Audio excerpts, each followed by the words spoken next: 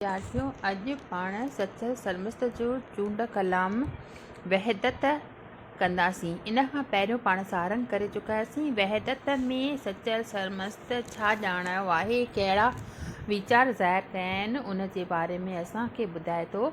लेखक चवे थो त सचल सरमस्त जे अनुसार सारी काइनात माना सृष्टि जेका आहे उहा वहदत मां कसरत आहे। वहदत मां कसरत माना हेकड़ाईअ मां घणाई। पहिरियों बि पाण तक पढ़ी चुका आहियूं त हीअ जेका सॼी कसरत आहे उहा वहदत मां कसरत आहे। वहदत मां कसरत, कसरत वहदत कुल, माना उहो हिकु जेको आहे उहो सभिनी में समाया पियो आहे ऐं सभु उन हिक में समाया पिया आहियूं। One in all and all in one. आलम जहान जी हर हिकु चीज़, हिन सृष्टि जी जेका हर हिकु चीज़ जेका आहे उहा कुल जो जुज़ो आहे।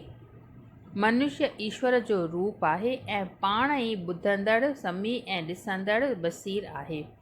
साईं हिकु आहे, पंहिंजो तमाशो पाण पियो पसे, किथे पोथियूं पियो पढ़े त किथे मुसहफ़ माना क़ुरान शरीफ़ पियो पढ़े। सुल्तान पाण खे पाण ई हैरत में विधो आहे। जेकी आलम में आहे सो इंसान जे बातिन में आहे, माना अंदर में बि आहे। हिक ई जात तो में, मूं में, हुन में हर जाइ आहे। इंसान धणीअ जो गुज आहे ऐं धणी इंसान जो, मतिलबु परमात्मा जे विच में ऐं इंसान जे विच में को बि फ़र्क़ु कान्हे। धणी इंसान आहे, इंसान धणी आहे। इंसान ख़ासि खुदाईअ जो मालिक आहे ऐं बर बहर ते संदसी सैर आहे। बर बहर ते मतिलबु त बहर ते मतिलबु हिन वारीअ ते ऐं बर ते मतिलबु बयाबान में सभिनी हंधि जेको आहे उन जो ई सैर आहे, उन जी ई मुसाफ़िरी आहे। आरिफ़ या ज्ञानीअ जी नज़र में हर हिकु सूरत संदसि ई आहे।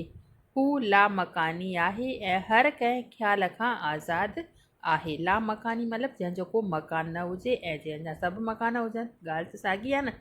मतिलबु त उहो हर हंधि वसंदड़ आहे, उन जो को बि हिकु निश्चित मकान कारे, पर सभिनी जे मकाननि में हू अनडायरेक्ट वे में, अप्रत्यक्ष रूप में विराजमान आहे। दर हक़ीक़त इंसान न हिंदी या सिंधी आहे, न कि शामी या शाम मुल्क जो। बेरंगीअ मां सभु रंग पैदा थिया आहिनि। अब्द बाने याने इंसान ऐं धणीअ जे विच में को तफ़ावत न आहे। तफ़ावत माना अंतर। हक़ या ईश्वर अमृत जो सरचश्मो आहे, जंहिंखां इंसान दूर न आहे। जेकी हित आहे सो हुत बि आहे। रुगो विच में जेको हिजाब आहे, विच वारो हिजाब आहे, रंडक आहे, उनखे परे करिणो आहे। मतिलबु जेको हिते आहे उहो हुते बि आहे, जेको हिन लोक में आहे उहो परलोक में पिणु मौजूदु आहे। जेको विच वारो जेको हिजाब आहे, रंडक आहे, उहा असांखे परे करणी आहे। पोइम जे रूप में ही ॿुधाए थो त सचल सारो सच थियो, मंझां कसरत कुल। ही सॼो सच थियो आहे। ही जेका सॼी काइनात सृष्टि पैदा थी आहे उहा घणाईअ मां कसरत पैदा थी आहे, उहा हिकिड़ाईअ मां कसरत थी आहे। कसरत कुल माना ही सॼो जहान उन हिकिड़ाईअ मां, उन हिक मां पैदा थी वियो आहे। अलफ़ मां आदम थियो करे हंगामो हुल। उन हिकिड़े अलफ़ मां, हिकिड़े अक्षर मां ही सॼो आदम, सॼो जहान पैदा थी वियो आहे। हंगामो हुल मतिलबु गोड़ शोड़ करे पैदा थी वियो आहे। हिंदू मोमन हिकु थियो, बोल न ॿिए कंहिं बुल। हिंदू ऐं जेके मुस्लमान आहिनि उहे सभु हिकु आहिनि। असांखे ॿिए कंहिं बि भ्रम में पवण जी ज़रूरत कान्हे का। सिज गुलाबी गुल मर मारीनी मंसूर जा। तोखे गुलाब जे गुल वांगुरु पवित्र। गुलाब जो गुल छा थींदो आहे, जेको कीचड़ में खिलंदो आहे, गुलाब जो गुल, पर उन जूं जेके पंखुड़ियूं थींदियूं आहिनि उहे मथे हूंदियूं आहिनि। त तोखे गुलाब जे गुल वांगुरु कीचड़ खां पासो करिणो आहे ऐं पंखुड़ियुनि जे रूप में ख़ुशबू ॾियणी आहे।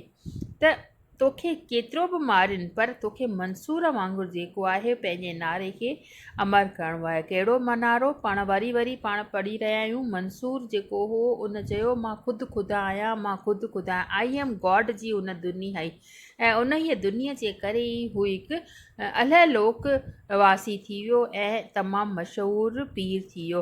त उन्हीअ खे असांखे दिलि सां हंडाइणो आहे। जहिड़ी राह मंसूर वरिती उहा सेम राह असांखे पिणु वठिणी आहे। कहिड़ी? त मां ख़ुदि परमात्मा आहियां, मां ख़ुदि ख़ुदा आहियां। इन्हीअ राह ते हलंदासीं त असांखे अंदर में थी सघे थो त हिकु ॾींहुं उन्हीअ परमात्मा जो दर्शन थिए। अॻिते ॿुधाए थो त पाण पंहिंजो पाण ई सूरत मंझि सुञाण, अलाह अलाह छो चवी पाण ई अलाह ॼाण। चतो त तूं पंहिंजे सूरत में ई पंहिंजो पाण खे सुञाणण जी कोशिशि कर। अलाह अलाह न चओ, मतिलबु परमात्मा परमात्मा हिते हुते न ॻोल्हि, पंहिंजो पाण खे ई ख़ुदा सम्झ। छो जो तूं ई ॿुधंदड़ आहीं, तूं ई ॾिसंदड़ आहीं, शाहिद आहीं क़ुरान, तूं ई सभु कुझु, तूं ई सभु कुझु आहीं। त तूं ई ॿुधंदड़ बि आहीं, तूं ई ॾिसंदड़ बि आहीं, तूं ई चवंदड़ बि आहीं, तूं ई क़ुरान आहीं, तूं गीता आहीं, तूं भॻवानु, सभु कुझु तूं ई आहीं। रुॻो तोखे पंहिंजे अंदर में वजूद खे मिटाइणो आहे, हस्तीअ खे मिटाइणो आहे। पोइ तोखे ईअं लॻंदो त जंहिंखे मां ॿाहिरि ॻोल्हे रहियो आहियां उहो त मुंहिंजे अंदर में ई विराजमान आहे। नाहे शक गुमान सची साईं हिकिड़ो। इन्हीअ में असांखे को शक न करिणो आहे, भ्रम न करिणो आहे। छो जो हू ऐं ही ॿई हिकु आहिनि। नेक्स्ट आहे त सचो साईं हिकिड़ो, नाहे शक गुमान। हिकिड़ी परमात्मा आहे, इन में शक या गुमान करण जी का ज़रूरत कोन आहे। पंहिंजो तमाशो पाण ॾिसे थो सूरत मंझि, पंहिंजे तमाशे खे हू पाण ई ॾिसी रहियो आहे। उन्हीअ जी सूरत खे सुञाणण जी कोशिशि करणी आहे। काथे पढ़े पोथियूं, काथे पढ़े क़ुरान। किथे त हू पोथियूं थो पढ़े, किथे क़ुरान थो पढ़े, किथे ईसा आहे, किथे अहमद आहे, किथे हनुमान आहे। हैरत में हैरान पंहिंजो विद। इन्हीअ हैरत में इंसानु पंहिंजो पाण खे मुंझायो आहे। पर हक़ीक़त में ॾिसूं त हिंदुनि जो हनुमान या मुस्लमाननि जो जेको ख़ुदा या ॿिए जेके पोथियूं पढ़नि था या ईसा आहे या किथे सिख आहे, सभिनी मां मक़सदु त पंहिंजो पाण खे हिकु ई हासिलु थिए थो त परमात्मा हिकु आहे। त पोइ छो असां धर्म जे नाले ते भेदभाव कयूं? असांखे धर्म जे नाले ते भेदभाव न करिणो आहे, हैरानीअ में न पवणो आहे ऐं इन्हीअ ॻाल्हि खे चङी तरह सां दिलि सां हिंडाइणो आहे। पोइ हिन जहान में ॾिसबो त शांती शांती पैदा थी वेंदी ऐं पंहिंजे अंदर में पिणु उहो परमात्मा निवास कंदो। नेक्स्ट ॿुधाए थो त जात सिफ़ात हिकु ई आहे, बोल न ॿियो विच बोल। हिकु ई जात आहे, हिकु ई उहो परमात्मा जा नाला अलॻि अलॻि आहिनि, पर उन जी जेका जात आहे उहा हिकु ई आहे। असांखे ॿिए कंहिं भोले में न पवणो आहे। सोई अंदरि सोई ॿाहिरि सोई तुंहिंजे चोले। अंदरि ॿाहिरि सभिनी हंधि हिकिड़ो ई आहे। असांजे शरीर में अंदरि ॿाहिरि सभिनी हंधि, तो में मुंहुं में हुन में हर जा सचू सच थो बोले। हर कंहिं हंध में, पखीअ में, पशुअ में, जानवर, सभिनी हंधि जेको आहे उहो हिकु ई परमात्मा आहे। इन्हीअ ॻाल्हि खे असांखे चङी तरह सां सम्झणो आहे ऐं भ्रमनि में न पवणो आहे। नेक्स्ट जेका 5 पॉइंट आहे उहा ॿुधाए थो त तबल वॼाइज वैदत वारो गाज़ी छॾ गदाई। तबल वॼाइज वैदत वारो हेकड़ाईअ जे तबले खे, हेकड़ाईअ जे नारे खे असांखे अमर करिणो आहे ऐं उन्हीअ ते अमल करिणो आहे। हेॾे होॾे तूं ई आहीं, हितां होॾां सभिनी हंधि उहो तूं ई आहीं। कान्हे जाइ जुदाई, उहा जाइ जेका आहे उहा अलॻि कोन्हे का। अलाह निशान सिरी नासिर आहे ख़ासि खुदाई। बर बहर ते तुंहिंजो ई आहे सचा साईं सैर। बर बहर ते हिते मीनिंग लिखी पई त बर माना ज़मीन, बहर माना समुंड। त माना अंदरि पाणीअ जे ऐं पाणीअ खां मथे उहो हिकु ई परमात्मा विराजमान आहे। इन्हीअ ॻाल्हि खे असांखे सम्झणो आहे त तुंहिंजो सचा आहे सैर सदाईं। तुंहिंजो सचो जेको सैर आहे, हिते जेका मुसाफ़िरी उहा सफ़ल वणंदी। ऐं हिन में जेका हीअ मीनिंग आहे हिते ॾिसोसि त अलाह निशान सिरी अनासिर। अनासिर, अनासिर माना हिते मीनिंग लिखी पई अथव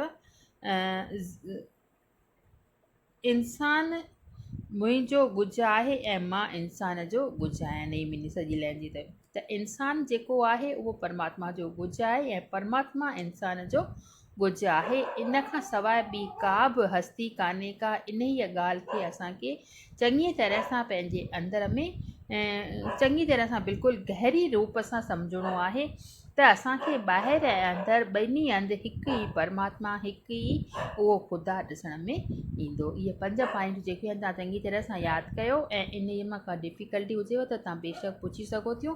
नेक्स्ट पॉइंट जेका आहे उहो पाण सुभाणे नेक्स्ट पीरियड में कंदासीं।